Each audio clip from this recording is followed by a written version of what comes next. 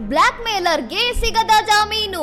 ಪ್ರೇಯಸಿಯ ಖಾಸಗಿ ಫೋಟೋ ಬಳಸಿ ಬೆದರಿಸುತ್ತಿದ್ದ ಆರೋಪಿಗೆ ಹೈಕೋರ್ಟ್ನಿಂದ ಬಿಗ್ ಶಾಕ್.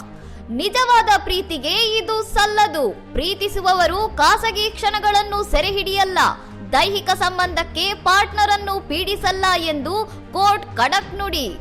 ಶೋಷಣೆಗೆ ಅಸ್ತ್ರವಾದ ವಿಡಿಯೋ ದೃಶ್ಯಗಳನ್ನು ಸಾರ್ವಜನಿಕಗೊಳಿಸುವುದಾಗಿ ಹೆದರಿಸಿ ಬ್ಲಾಕ್ ಮೇಲ್ ಮಾಡುತ್ತಿದ್ದ ವ್ಯಕ್ತಿಯ ಕೃತ್ಯಕ್ಕೆ ನ್ಯಾಯಪೀಠ ಆಕ್ರೋಶ. ತಲೆಮರೆಸಿಕೊಂಡವನಿಗೆ ಕಾನೂನು ರಕ್ಷಣೆ ಇಲ್ಲ. ಪೊಲೀಸರಿಂದ ತಪ್ಪಿಸಿಕೊಳ್ಳುತ್ತಿರುವ ವ್ಯಕ್ತಿಗೆ ನಿರೀಕ್ಷಣಾ ಜಾಮೀನು ನೀಡಲು ಸಾಧ್ಯವೇ ಇಲ್ಲ ಎಂದು ಹೈಕೋರ್ಟ್ ಸ್ಪಷ್ಟನೆ. ವಿಕೃತ ಮನಸ್ಥಿತಿಗೆ ತಕ್ಕ ಪಾಠ. ಪ್ರೀತಿ ಮತ್ತು ಸಮ್ಮತಿಯ ಹೆಸರಲ್ಲಿ ನಡೆಯುವ ವಂಚನೆಗೆ ಈ ತೀರ್ಪು ಒಂದು ದೊಡ್ಡ ಎಚ್ಚರಿಕೆ ಗಂಟೆ. ಇನ್ನಷ್ಟು ಸುದ್ದಿಗಳಿಗಾಗಿ ನೋಡ್ತಾ ಇರಿ ಸೌರಂ ಟಿವಿ.